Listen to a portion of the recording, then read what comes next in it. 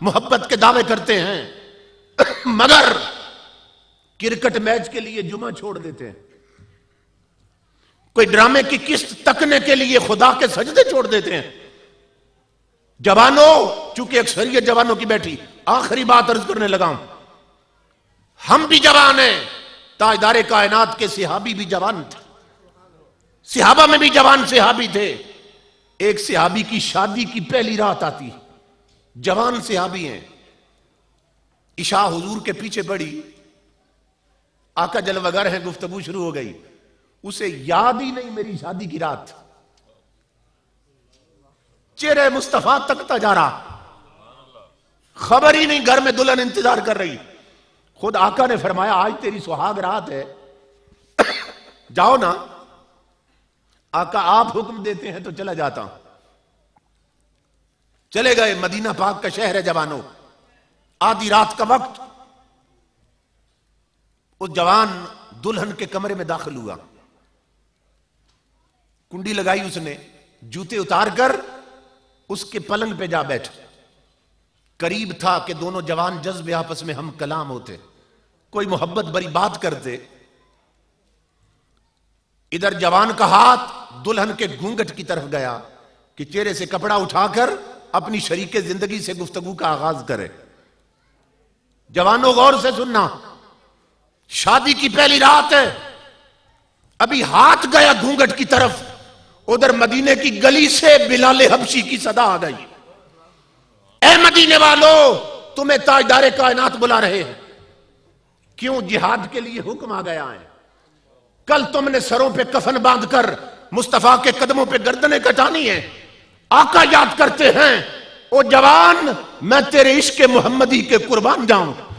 جو ہاتھ گھونگھٹ کی طرف گیا تھا وہ پیچھے ہٹایا، قدم چارپائی سے نیچے اتر آئے، جوتے پہن کر دیوار کی طرف گیا، تلوار لٹک رہی تھی، پکڑ لی، دروازہ کھول کے باہر نکلنا چاہتا تھا، دلہن دوڑ کر قدموں سے لپٹ گئی، رو کر کہنے لگی شادی کی پہلی رات ہے، تو نے ابھی میرے چہرے سے نقاب نہیں اٹھایا، ابھی کوئی محبت بری بات نہیں کی، اور میرے سرتاج مجھے چھوڑ کے کہاں جا رہے ہو؟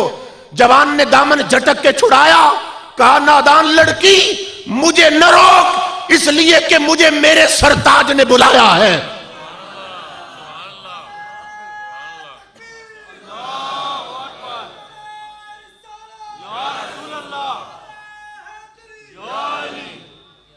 اگر تیرا سرتاج میں ہوں تو کوئی میرا بھی سرتاج، اگر تیرے سر کا سائیں میں ہوں تو کوئی میرے سر کا بھی سائیں ہے۔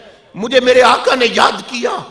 جوان لڑکی بہانے تراشنے لگی، کہنے لگی جہاد کل ہوگا، رات تو گزار لیں، صبح چلے جانا۔ جوان نے کہا نادان لڑکی، تو سہاگ رات تک رہی ہے، میں مصطفیٰ کی ذات تک رہا۔ یہ تو ایک رات ہے، اگر ہزاروں سہاگ راتیں مل جائیں، مصطفیٰ کے قدموں پہ قربان۔ تلوار لی اور تاجدار کائنات کی بارگاہ میں جا پہنچا، گھر پلٹ کے آئے ہی نہیں، ادھر سے ہی جہاد پہ چلا گیا۔ اللہ اکبر، جنگ شروع ہو گئی لوگوں۔ صحابہ کہتے ہیں تاجدار کائنات کا معمول یہ تھا، ایک بلند جگہ پہ کھڑے ہو جاتے اور جنگ کرنے والے غلاموں کو تکتے رہتے، نظر پھرتی حضور کی سب غلاموں پر، لیکن کہتے آج رنگ بدل گیا تھا، تاجدار کائنات کی نظر اس جوان سے ہٹتی نہیں ہے، ٹک ٹکی باندھتے۔ وہ جوان ادھر جاتا ہے حضور دیکھ رہے، ادھر جاتا ہے دیکھ رہے، توجہ کسی اور پر نہیں۔ جوان زخموں سے چور ہو گیا سر سے پاؤں تک، سینے سے نیزہ پار، گھوڑے سے گرا، کونیوں کے بل جسم کو گھسیٹنے لگا۔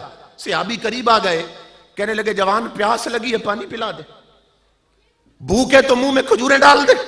اس نے کہا نہ پانی کی حاجت نہ کھجوروں کی طلب، تو پھر جانا کدھر چاہتی ہو جسم کو گھسیٹ کے؟ اس نے کہا میرا آخری وقت آ پہنچا ہے، جس یار کو آتے دیکھا تھا اب اسی کو جاتے تک نہ چاہتا، جی چاہتا ہے روح پرواز کرے تو سامنے چہرے مصطفیٰ ہو، اگر ہو سکے تو مجھے حضور تک لے جاؤ، میرا آخری وقت آ پہنچا ہے۔ اس جوان کا مقدر دیکھو، صحابی اٹھانا چاہتے تھے، آقا نے فرمایا میرے صحابیوں اسے ادھر نہ لانا، اسے ادھر نہ لانا۔ آقا کیوں؟ فرمایا میں اپنی امت کے جوانوں کو بتا دینا چاہتا ہوں کہ جو میرے دین کے لیے سہاگ راتیں لٹا دے پھر وہ میری طرف نہیں انہیں ملنے میں آیا کرتا ہوں۔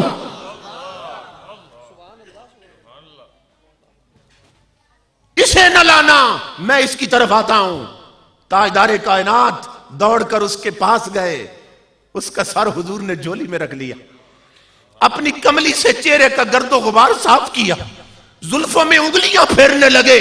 جوان نے آقا کی جھلک دیکھی اور جھولی میں روح پرواز کر گئی۔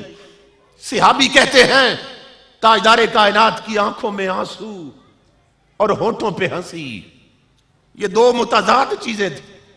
آنکھ رو رہی ہے، ہونٹ ہنس رہے ہیں۔ ہم نے عرض کی اللہ کے حبیب یہ آنسو اور یہ خوشی کیسی؟ فرمایا آنسو تو اس کے بارے میں، جدا ہو گیا، بڑا عاشق تھا، محبت کرنے والا غلام تھا، اور ہنس اس لیے رہا ہوں کہ میں جوان کو مبارک دینا چاہتا ہوں۔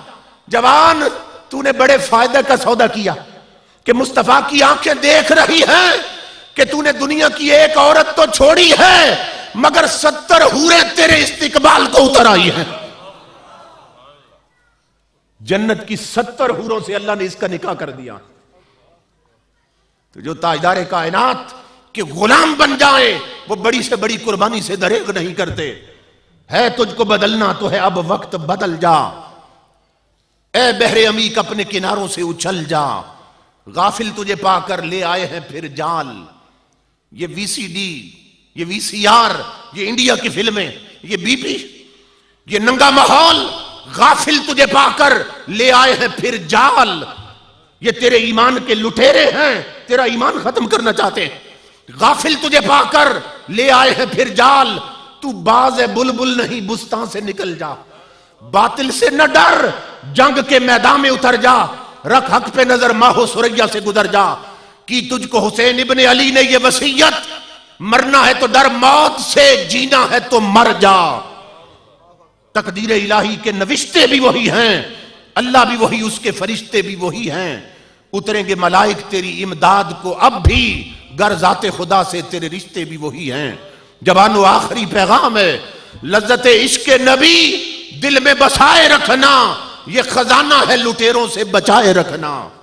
اللہ پاک عمل کی توفیق عطا فرمائے۔ وما علینا الا البلاغ۔